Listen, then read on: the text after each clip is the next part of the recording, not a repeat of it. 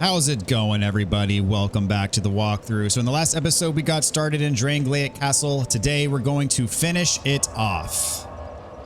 Get through the rest of this area. We're going to warp to the Forgotten Chamber. This is the bonfire that was in, it's kind of a secret bonfire. It was behind a secret wall. So that's where we're going to start. It's a quick path to get back to where we were before. First, we're going to take care of this guy so he doesn't follow us up the ladder and cause us problems.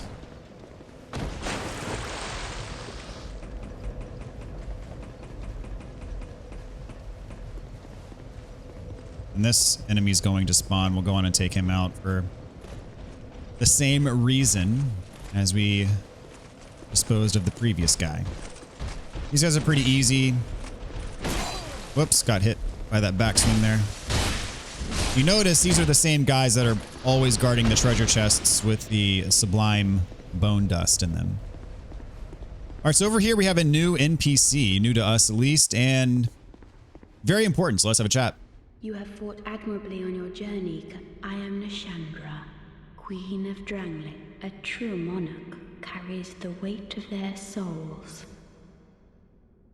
The last king of this land, he found the strength to rule his people. And when the undead were born, he found more strength, but in the end, he never took the true throne. Visit Ven. We have no need. All right, so another little tidbit of lore we learned there. That is Nashandra. That is our first encounter with her. And she was Vendrick's queen. And from her, we learned that Vendrick never took the true throne, which is interesting because he did, as we found out earlier from the NPC at the beginning of Drangleic, that he did get the 4 great souls, but we find out now that he never took the true throne, which is interesting. And of course, we remember her. She is, you know, we learned a little bit about her. She came from a faraway land. It basically influenced Vendrick to invade the giants, and that was an offensive war. They were not, Drangleic was not provoked in any way by the giants. And then, of course, we find out later that the giants invaded Drangleic, and then there was a war here later. So in here, we have a boss. It is 2 Dragonriders. Riveting stuff. So we're going to go ahead and buff and head on in. So the first one is going to be sniping you from up top. So we're going to fight this one kind of around here to where we're sort of out of range of the other one. Can't hit us. And, oh, he went ahead and dropped down. Normally he doesn't drop down until a bit later, but that's fine. And the other one, the one that dropped down has like a minuscule amount of HP. Like literally we can kill this thing in 3 hits. Trying to isolate them as much as possible so I don't get caught in like a combo of sorts. Fortunately, they're pretty good about like not being cheap and both attacking me at the same time. Yeah, there we go. 3 hits. 3 hits took that one out. So, not the most exciting boss fight, but hey, it is what it is. With the Dragonrider soul. And up here we got a bonfire, and we're going to chat with an old friend of ours. He is here now. And of course, those of you familiar with Dark Souls should, of course, recognize this sword. Make sure you talk to him, exhaust his dialogue. Oh, well met. Good to see you well. I journeyed from the distant east, and legend has it that powerful beings slumber in this land. This sword, it's been in my family for generations. I may face any man or beast, but none shall be a match for my sword. This land is the right king's gone. The people of the land itself is overrun. No better place. This land. And so he mentions as well that the king is gone, nowhere to be found. So very curious indeed. Rest of the bonfire, he should move on to his next spot. And this is an important side quest here. We have to do a side quest to get a trophy. And his side quest, similar to Lucatiel, involves summoning him for 3 boss battles. All right, so go down these stairs, and then we're going to go up this ladder over here.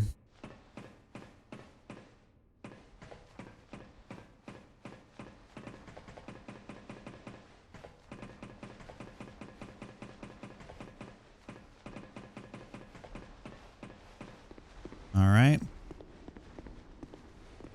Can open this up. This is a one-way drop. We're not going to be able to backtrack. And this is another spot where an enemy is going to come alive and we have to kind of awaken this giant. I guess none of these come alive, but we got to get one from the next room over. Oh, and there's a ghost here at this door. You can kill it. Forgot about that. All right, so we need one enemy to come over here. Here we go. Well, two of them will drop down. How about that? We need to activate this.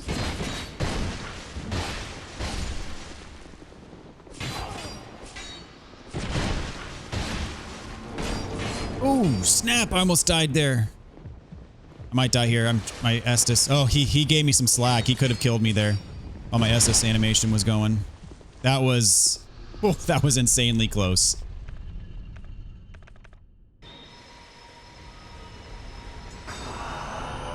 Okay, and this activates the elevator. All right, so very important for us. And here we get the old knight hammer, and I'm going to be using this weapon extensively for the rest of the playthrough. First, we got to upgrade it though.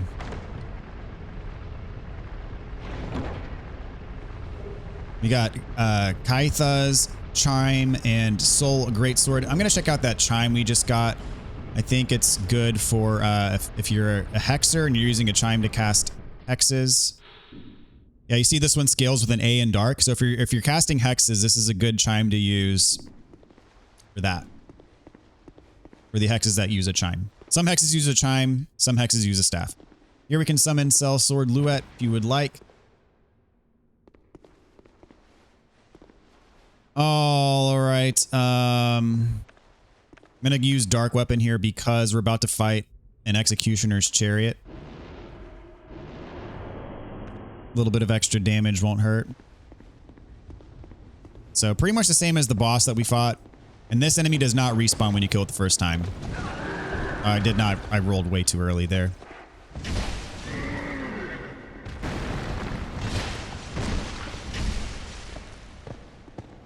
What you doing?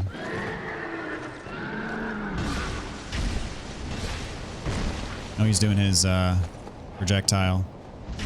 Gives us a nice opening to get a bunch of hits in. One more hit and dead. So as I said, once you kill him, he does not respawn.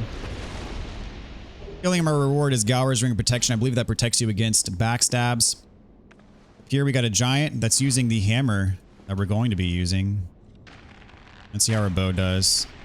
Not bad. I'm going to switch to fireballs. There's another one that's going to come down as well. So that hammer is so good. The only drawback is that it has very low durability. But that's why we bought the ring in the previous episode. You bought the bracing knuckle ring +1, and we're also going to be using the repair spell as well. All right, so this is a kind of 2 for the price of 1 situation. If you aggro one, you aggro both of these enemies, which I kind of don't like. I wish you would pull them away from each other. But sadly, that's not the way things work here.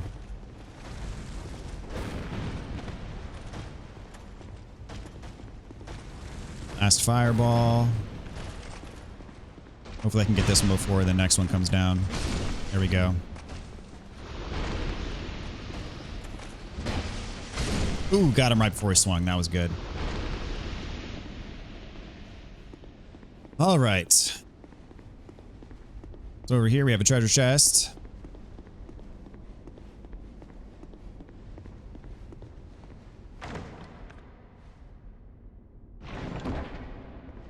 Get Firestorm, Pyromancy. And on the other side is another treasure chest. However, this one's a Mimic. And this one, I think this Mimic has a little bit more HP. So kind of using the mash R1 strategy doesn't really work against this one. You'll get swallowed and probably die as a result. So I'm going to get a couple hits in, then back away. And then we're going to have to fight him kind of normally here. I'm going to take 1, 2, 3, and then back away. So that way I don't get grabbed. And then you can sort of cheese him. You can definitely use a bow. He moves very fast and erratically, and he can grab you. So it is best to keep your distance if you can. And yeah, just a couple more arrows is going to get him. So fighting these, when they're activated, fighting them close range can get you in a bad situation quick. So I like to keep my distance. So get the washing pole and petrified dragon bone. All right, so now I'm going to go back outside.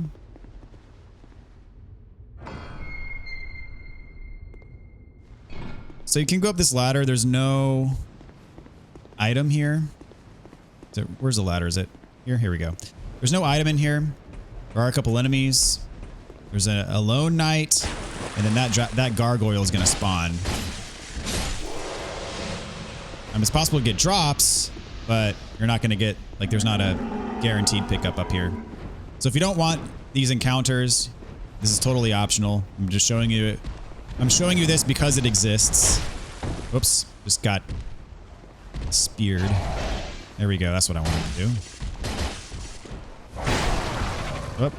Backstep. Ah, he got away from my final swing. All right, fire attack. Easy to get around that and punish. There we go. Decent amount of souls from doing that, so definitely not a bad idea, but also not required. So from there we can drop off, and this is where we would have wound up otherwise. All right, so here I'm going to pull out my bow. There are pyromancers in here that can be a pain. So I'm going to aim manually and try to get an angle where I can hit them, but they can't hit me because this room can be a huge pain. There we go. Kind of cheesy. She's not even defending herself. There we go. This one. Yeah, I don't know why they'd... Oh, now she's aggroed. Well, then she didn't attack again, so... Whatever, I'll take it. And we got another wall ghost here.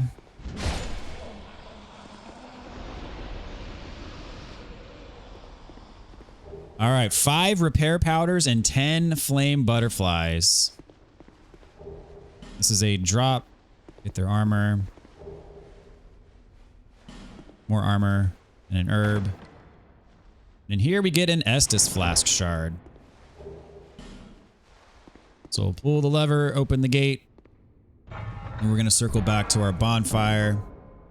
Back to Majula. Actually, no, first we're going to pay Macduff a visit and level up our new hammer, which we will, as I said, we'll be using extensively. The only downside, well, there are 2 downsides. One, it has very low durability, but we can work around that. 2, it is much heavier than the hammer we're using now.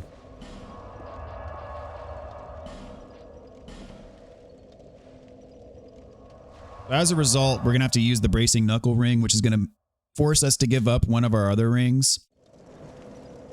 We may have to change our armor as well, at least temporarily. All right, have Macduff reinforce the old knight hammer. We're going to take it all the way to +10. This uses regular titanite shards, and we're actually going to get a trophy for maxing this weapon out. There we go. So this weapon is maxed out. And we might be able to get the stuff from him, hopefully, if we talk. There we go. Awesome. Got the trophy for that as well. And another titanite slab. Very cool. All right, so we're going to back to Majula. We got a Estus flask shard. We'll also level up. And I bet this is going to put us, this weapon's going to make us overburdened. We'll see. Let's see. So I'm actually going to take off the Chloranthy ring, which breaks my heart, but we're going to do it to put on the bracing knuckle ring. And then weapon. So you see, this takes us to 79%. So a couple options here. Option 1, you can put on the Royal Soldier's Ring +1, which will take us down to 68. Option 2 is we can change our armor to something lighter. So we could put on, for example, Armor of Horrors. I put on the whole set. It'll probably take me lower.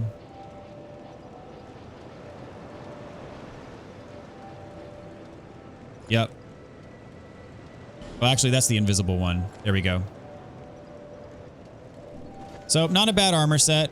Not as good as what we had before, but if we level up... Is that a show? Here, to see. However... our equipment load, eventually we'll be back to being able to use the Vingarl armor, which is better armor, statistically.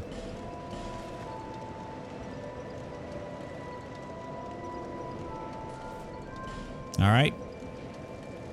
Strengthened our flask. Let's level up. And get that vitality up. A few more levels. I use that Dragonrider soul, which I don't need for anything. We got a ton of soul items too. I might be able to squeeze 2 levels out of this. I'm going to use all 9 of these. I have no idea how many souls this is going to give me. 45,000. That's a lot. There. See, less. I'm just going to be pumping up this vitality until... All right, so we need 5,000 more to get 1 more level. So pop some smaller soul items for that. Let's see, one of these gives me how many? 2,000. So I can do another one of these. And one of these. And I always like to leave a few soul items in my inventory just in case I need to bridge the gap to buy something or, you know, whatever the case may be. There. See, less. All right, this will get us 1 more level, take our vitality up to 25, so equipment load. So just to check, I'm gonna see what equipping like Vingarl's chest piece is gonna do for me. By the way, let's check that out. So I'm at 62.4. Putting on the chest piece takes me to 68.4. So I'm still under. And putting on the gloves takes me over. Putting on the boots takes me over. So this is all we're going to wear for now until we upgrade our... until we upgrade our stats a couple more times. But this will do. This will definitely do. So one other thing I want to make sure that we do is I want to attune spells. I'm going to take off Chaos Storm and I'm going to put on Repair. And that way, when our durability wears down, because as I said, it wears down very quickly on this weapon, we'll be able to repair it as we need. Let's see, where is Repair? I know we have, there it is. And it requires 15 intelligence, which we do certainly have. If you're wondering, Repair, we got this in the Shaded Woods area. You know where there was a bunch of those statues that you had to use Fragrant Branches of Yore on after you get through the foggy area.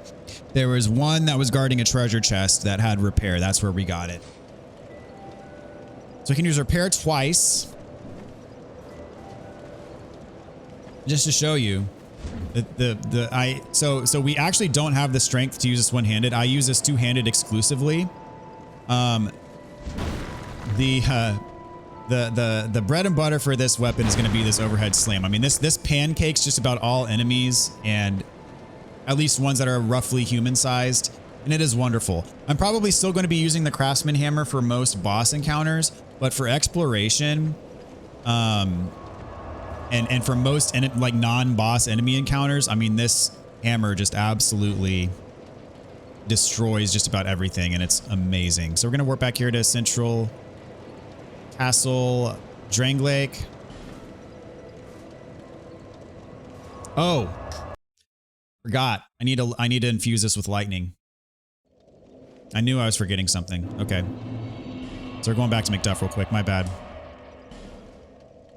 And one thing I need to point out with this hammer is that I guess perhaps a third drawback is that it does not scale with anything. There is no scaling on this weapon, which is why I have no incentive.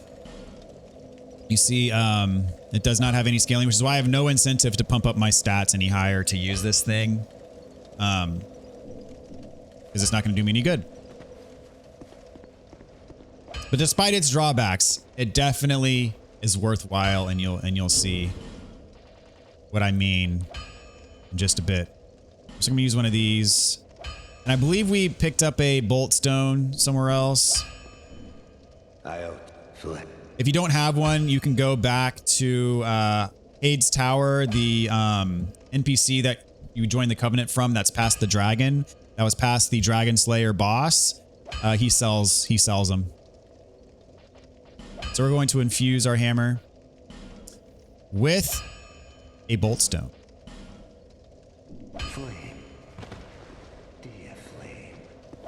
And I don't know if I pointed this out yet. If I haven't, I probably should have. In that our roll speed, like our roll doesn't change from a quick roll to a slow roll until we're at over 70% burden. So we're under 7%. So we have our normal roll and normal iframes that are associated with that roll. If you have the slower roll, you have fewer iframes. Now, one thing that's unique to Dark Souls 2 is that the lower your equipment burden, the farther distance your roll will take you. So our roll, takes us a relatively, short-ish distance. Let's say if we had no equipment on, our roll might take us from, down here from that same spot. Now the number of iframes is the same, but the distance of the roll is going to increase the lighter your burden is. Also, the lighter your burden is, even though your roll speed's not changing, the lighter your burden is, the less fall damage you're going to take. And also the lighter your burden is, the faster your stamina is going to recover. I should have mentioned all this, way back a long time ago. And if I haven't, I apologize, but at least I'm doing it now. Those are some mechanics, I guess, that do have a slight impact. Nothing, not a major impact, I wouldn't say, but,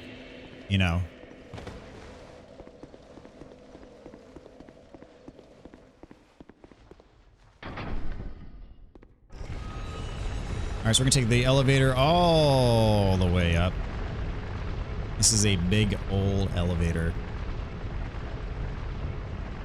That's where we were earlier when we took the ladder.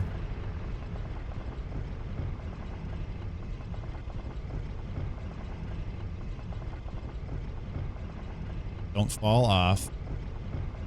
We'll die.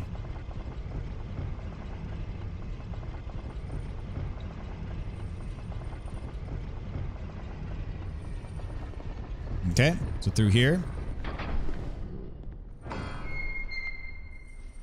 Got a bunch of loot. This is interesting. If you see no key to the embedded in inventory. So this is the embedded. Eventually we're going to get a key that's going to do something with this. You see there's someone trapped in that cell there. All right, so our first treasure chest. We have key to King's Passage. We're going to need that to progress. There is an invisible hollow here. Smooth and silky stone. And here I believe we have a soul vessel and fire seed. Soul vessel again will allow you to respec at the old ladies and the things betwixt. And in here we have strong magic shield.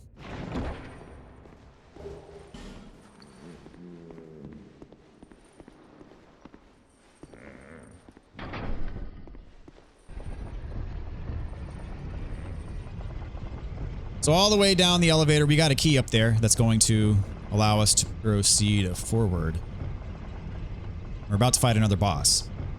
You get two bosses in this episode. And this is a boss that we're going to have to summon. I was calling him Bernal earlier because in a previous episode, because I had Elden Ring on the brain. Benhart, I think his name is. Need to not call him Bernal anymore.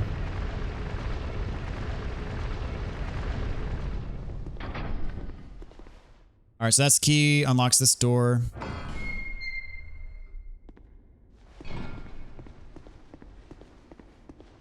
Even though we just got this weapon, I'm going to use the Craftsman Hammer for the boss. This boss is definitely better with a quicker weapon. This weapon is a bit slow, but it hits hard. Let's see, there's an item over here. Luring Skulls. And behind the third statue, I think there's going to be an item. So this guy's coming after us. Watch this. Completely wrecks him. Can I get both of them here? No, I don't have poise. Need a little bit of poise. All three of them in one hit. I mean, this weapon is amazing for crowd control. The horizontal swipe, awesome for crowd control. And this just absolutely, the overhead R2 absolutely destroys enemies. It's so great. I never get sick of it. All right, so here we go. Got the life gem. And are more of these going to come alive? Here we go. Over here we got another item. Soul of a Proud Knight, Twinkling Titanite. Petrified something. Okay, this is not the NPC that we want. This is the NPC we want. This is Benhart. Make sure you summon him. As I said, I'm going to throw on the Craftsman Hammer. This boss, in my opinion, is better fought with a quicker weapon because it has a shield that can block 100% of damage. And so if you miss with this weapon's kind of slower hits, you know, you're just not going to deal any damage. Whereas this with the Craftsman Hammer, you can do, you know, swing much more quickly in succession. I believe there's a cutscene at the beginning of this fight. So I'm going to refrain from casting Dark Weapon until we get into the boss room. One mechanic that I want to point out with this boss, he can summon help in the middle of the fight. If you're playing online, the help that he summons could be another player. So very similar to the old monk-ish, for those of you who have played Demon Souls, where you can actually PvP another player, like while you're like as the boss. That's possible here if you're playing online. Just an important thing to point out before we fight. But all that being said, let's dive in. All right, so no cutscene. I should have just buffed right to start, and he just smacked me. Fortunately, I got my buff up, but I'm about to die in one hit if I don't get away. He does have projectiles as well, so running away is not always 100% safe, but he let me get away with it. All right, easy to dodge that. So if he blocks with his shield, he deflects 100% of the damage. So even if you're using our big ol' hammer, so much easier to use the Craftsman Hammer here, in my opinion. Of course, we did summon Benhart. I mentioned because we need to summon him for 3 boss fights for his quest. And this is going to be one of those 3.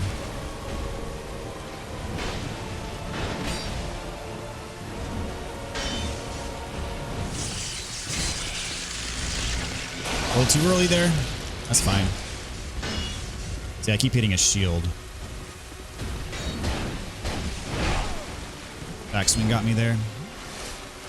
And of course, as with Lucatiel, we need Benhart to survive the fight. If he dies, we need to quit out. So this is where he summons. And he throws his mirror down like this. So for us, since we're playing offline, this is not going to be a player, obviously, but a nuisance nonetheless. So that's his projectile that he can throw at you. I'm going to take out the summon here. This can be his horizontal swipe. Nope. But he got me nonetheless. All right, get away from Benhart. Thank you.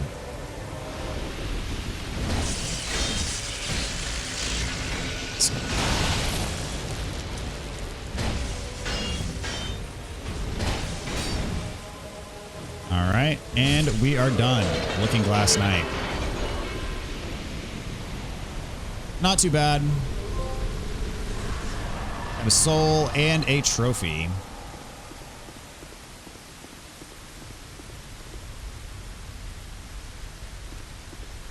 All right, so over here next to the elevator, we have a treasure chest. Make sure you get it before riding down.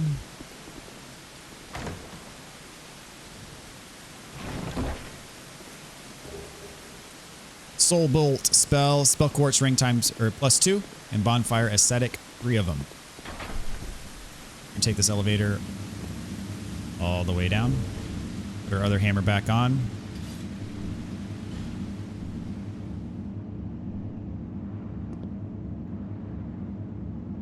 Again, to point out, this weapon's durability is very low. Eventually, we're going to get the Bracing Knuckle Ring +2. And we're going to be using that as soon as we get it because it'll increase the durability even further. And we have the Repair spell on us. So that'll help us out as well when the durability gets low. So all the way down here.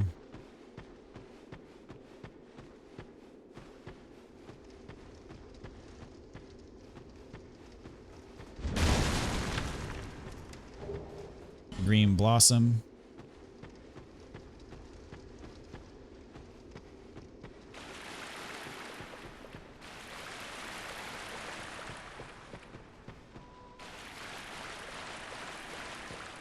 We have reached the Shrine of Amana. Oof. This place is a bit of a doozy, I'm not gonna lie. All right, so we're gonna travel back to Majula, level up. We can use the Soul of the Looking Glass Knight. We don't need it for anything.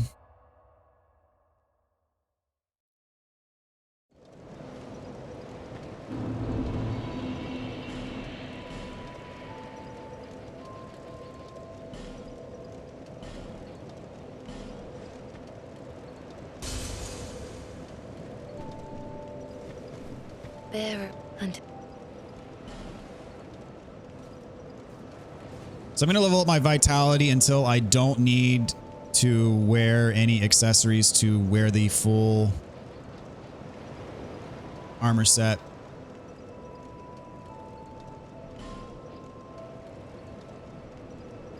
For Vingarl. Let's see. I should be at least able to put on one more piece. And you notice our Estus Flask is at maximum strength now. We get 12 heals. You will get more shards, but we will not be able to level it up any higher. All right, so gloves. You can put on Vingarl's gloves. Can we also put on the leggings? Not quite, but I think after one more level we'll be good for that. And be able to fast roll still.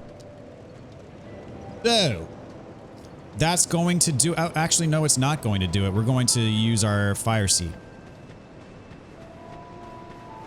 Hello again.